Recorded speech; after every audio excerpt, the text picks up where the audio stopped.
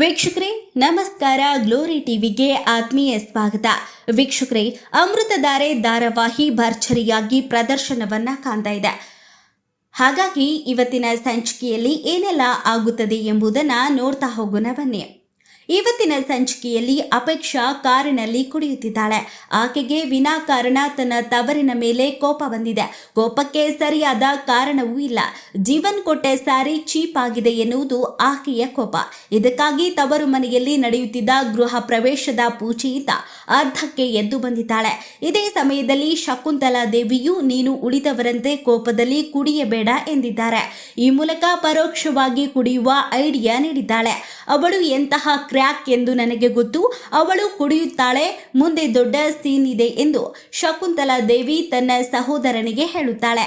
ಕಾರಿನಲ್ಲಿ ಓಡ್ಕಾ full bottle ಹಿಡಿದುಕೊಂಡು Apeksha ಕುಡಿಯುತ್ತಿದ್ದಾಳೆ. Drink and drive ತಪ್ಪು ಎಂದು ಗೊತ್ತಿದ್ರು ಅಮಲಿನಲ್ಲಿ ಇರುತ್ತಾಳೆ. ಕುಡಿಯುತ್ತಾ ಕಾರನ್ನ ಡ್ರೈವಿಂಗ್ ಮಾಡುತ್ತಾ ಹೋಗುತ್ತಿದ್ದಾಳೆ. ಒಂದು ಕಡೆ ಪೊಲೀಸರು ಚೆಕ್ಕಿಂಗ್ ಅನ್ನ ಮಾಡುತ್ತಿದ್ದಾರೆ. ಈಕೆಯ ಕಾರು ಬಂದಾಗ ಕಾರನ್ನ ನಿಲ್ಲಿಸಿದ್ದಾರೆ. ಆಕೆ ಕಷ್ಟಪಟ್ಟು ಕಾರನ್ನ ನಿಲ್ಲಿಸಿದ್ದಾಳೆ. ಡಾಕ್ಯುಮೆಂಟ್ಸ್ಗಳನ್ನ ಕೇಳಿದಾಗ ಪ್ರಜ್ಞೆ ಇಲ್ಲದೆ ಕಾರಿನಿಂದ ಹಿಡಿದು ಏನೇನೋ ಮಾತನಾಡಿದ್ದಾಳೆ. ಡಾಕ್ಯುಮೆಂಟ್ಸ್ ಕೊಡಿ ಎಂದು ಕೇಳಿದಾಗ ಏನು ನಾನ್ಯಾರು ಗೊತ್ತಾ ಎಂದೆಲ್ಲ ಮಾತನಾಡುತ್ತಾಳೆ. ಆಗ ಅಲ್ಲಿಗೆ ಲೇಡಿ ಪೊಲೀಸ್ ಬರುತ್ತಾರೆ. ಕುಡಿದು ಡ್ರೈವಿಂಗ್ ಮಾಡಬಾರದು ಎಂದು ಗೊತ್ತಿಲ್ವಾ ಎಂದು ಪ್ರಶ್ನೆಯನ್ನ ಮಾಡಿದಾಗ ಅಪೇಕ್ಷಾ ಏನೇನೋ ಮಾತನಾಡುತ್ತಾಳೆ. ಆಟೋದಲ್ಲಿ ಹೋಗಿ ಎಂದು ಪೊಲೀಸರು ಹೇಳಿದಾಗ ನಾನ್ಯಾರು ಗೊತ್ತಾ ಎಂದೆಲ್ಲ ಮಾತನಾಡಿ ಶಕುಂತಲಾ ದೇವಿಗೆ ಕಾಲ್ ಮಾಡುತ್ತಾಳೆ.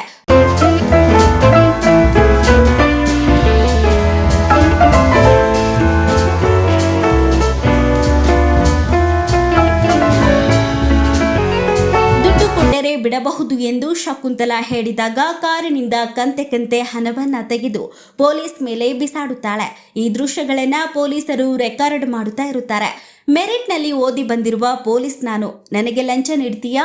ನಾಳೆ ಕೋರ್ಟ್ನಲ್ಲಿ ಬಂದು ಕಾರನ್ನ ಬಿಡಿಸಿಕೊಂಡು ಹೋಗು ಎಂದು ಪೊಲೀಸ್ ಕೋಪದಿಂದ ಹೇಳಿದಾಗ ಅಪೇಕ್ಷಾ ಪೊಲೀಸರ ಮೇಲೆ ಕೈ ಮಾಡುತ್ತಾಳೆ. ಪೊಲೀಸರು ಕೋಪದಿಂದ ಆಕೆಯನ್ನ ಎಳೆದುಕೊಂಡು ಕಾರಿನಲ್ಲಿ ಕರೆದುಕೊಂಡು ಹೋಗ್ತಾರೆ. ಅವರ ಮನೆಯ ಮರ್ಯಾದೆ ಹೋಗುತ್ತೆ ಎಂದುಕೊಂಡರೆ ನಮ್ಮ ಮನೆಯ ಮರ್ಯಾದೆ ಹೋಗುವಂತೆ ಇದೆ ಎಂದು ಶಕುಂತಲಾ ದೇವಿ ಯೋಚನೆ ಮಾಡುತ್ತಾಳೆ. ಪೊಲೀಸರು ಅಪೇಕ್ಷಾಳನ್ನ ಕಂಬಿಯ ಹಿಂದೆ ಹಾಕುತ್ತಾರೆ. ಇನ್ನೊಂದು ಕಡೆ ಎಲ್ಲರೂ ಗೃಹ ಪ್ರವೇಶ ಮುಗಿದ ಸಂಭ್ರಮದಲ್ಲಿದ್ದಾರೆ. ಈ ಸಮಯದಲ್ಲಿ ಮುಂದಾಕಿನಿಗೆ ಕರೆ ಮಾಡಿ ಶಕುಂತಲಾ ವಿಷಯವನ್ನ ತಿಳಿಸುತ್ತಾರೆ.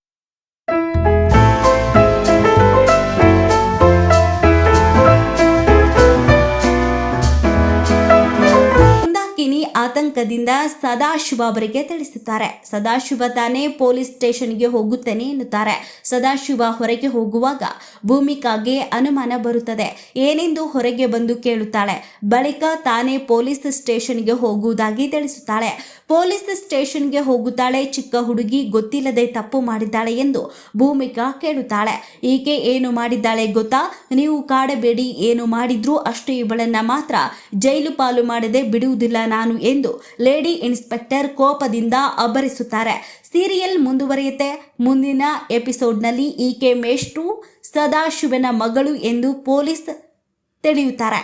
ಪೊಲೀಸರು ಕೂಡ ಅದೇ ಫಂಕ್ಷನ್ಗೆ ಹೋಗುವವರು ಇರುತ್ತಾರೆ. ಮೇಷ್ಟ್ರು ಮಗಳು ಎಂದು ಈಕೆಯನ್ನ ಬಿಡುಗಡೆ ಮಾಡುತ್ತಾರೆ.